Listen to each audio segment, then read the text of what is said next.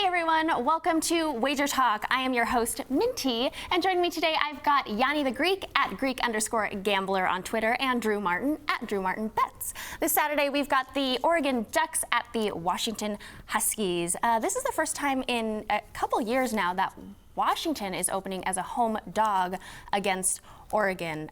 Oregon's run defense pretty strong. Huskies defense performing exceptionally, producing 13 turnovers.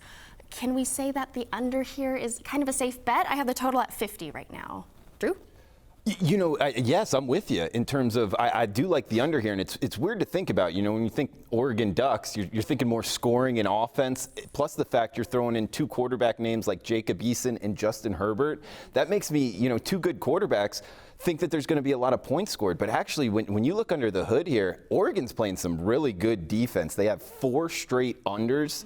So, you know, a key Pac-12 North matchup where it's very important in terms of the standings. I could see both teams playing some field position as well, relying on their defense, a home atmosphere with Washington. You know, sidewise, I think this is going to be a raucous atmosphere, tough to play in for Oregon.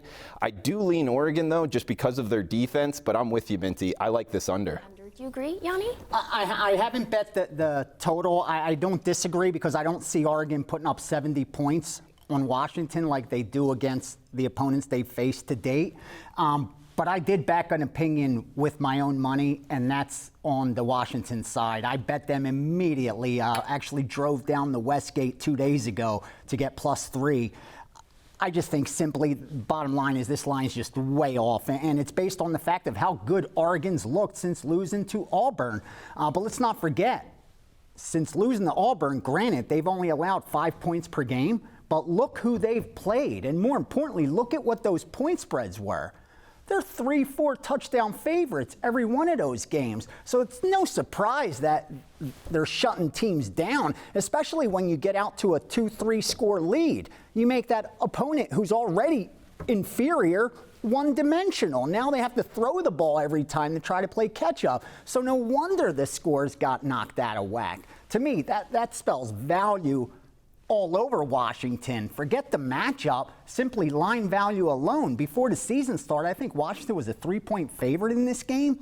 This line reflects that on a neutral field, Oregon's about a touchdown better than Washington, and that's just not the case.